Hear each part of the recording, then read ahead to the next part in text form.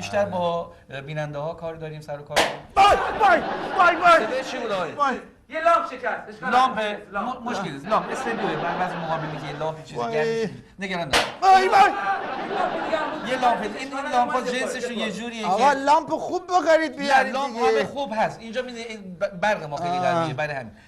عرضم حضور شما که شما با مردم باشه شما با مردم من عادت ندارم برای صحبت کردن. من آقا بس دیگه آقا همش گردن من شما خواهش می‌کنم. شما سوال میکنید من جواب در میدم. حد فقط من عادت ندارم برای صحبت. این برنامه ویژگیش برای همینه که کارشناسا میان و کارشناسا صحبت میکنن. الان وقتی رفتیم رو برنامه زنده است خواهشاً جوری صحبت کنید با آرامش من دیگه اصلا صحبت بفرمایید.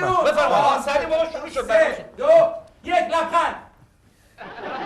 با عرض سلام خدمت بیننده های عزیز و دوستانی که وقت گذاشتن تا این برنامه رو تماشا کنن. برنامه ما امروز شامل یک قسم برنامه ما شامل بخش‌های متفاوتی هست که یکی از مهمترین و ویژگی‌های برنامه ما این هستش که بیننده عزیز خودکار خیلی لازم هست چون نکاتی رو مهمان ما ممکنه امروز گوشزد کنن که ما باید یادداشت کنیم. خیلی خوشحال هستیم که در خدمت شما هستیم. این برنامه رو می‌بینیم و این برنامه ما برای آگاهی شما عزیزان تدارک دیده شده و امروز یکی مهمان بسیار ارزشمند و خوبی رو برای شما عزیزان دعوت کردیم که در رابطه با فصل کشاورزی به خصوص که الان در استان ما در حال کشاورزی هستند، در زمینه شالیزار و برنج کاشتن، استاد بسیار خوبی رو ما دعوت کردیم که در این زمینه با شما عزیزان صحبت خواهند کرد و من به خاطر ضیق وقت برنامه بیشتر از این مزاحم نمیشم و مهمان عزیز رو خدمت شما معرفی میکنم. استاد عزیز ما فکر کنم آقای کیومرث سخنور هستن. آقای کیومرث سخنور از مدرسان دانشگاه و اساتید هستن در زمینه اقتصاد کشاورزی در روستاها.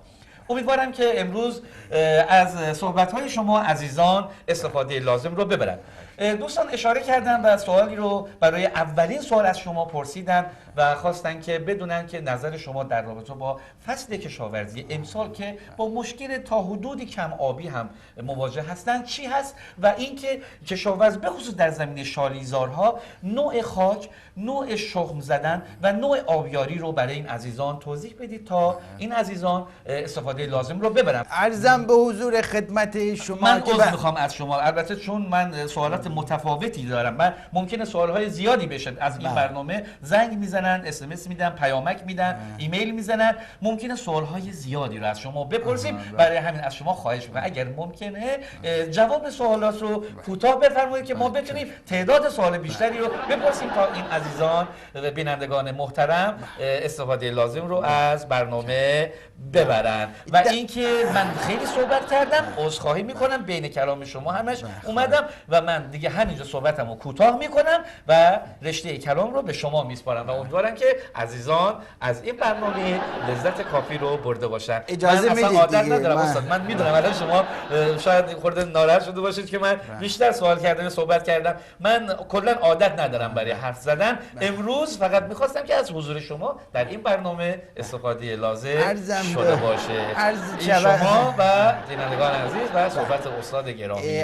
و اینکه یه خواهشی هم که دارم این آخرین صحبت من هستش. اجازه بدید من ما خوشحال میشیم. اجازه بدید چی؟ ما شما رو صدا کردیم برای این برنامه دعوت کردیم که استفاده لازم رو از شما ببریم. این حرفا چی استاد؟ درسته شاید احساس کنید من زیاد صحبت کردم. چشم این کار رو به شما میسپاریم و امیدوارم که جان صحبت پایانی بعد اشاره میکنن چون کارگردان برنامه خیلی دغدغه این برنامه رو دارن میگن که صحبت پایانی اگر دارین از مردم و بینندگان داشته باشید. خیلی ممنون از شما که این برنامه رو دیدید و همه شما رو به خدای بزرگ میسپارم.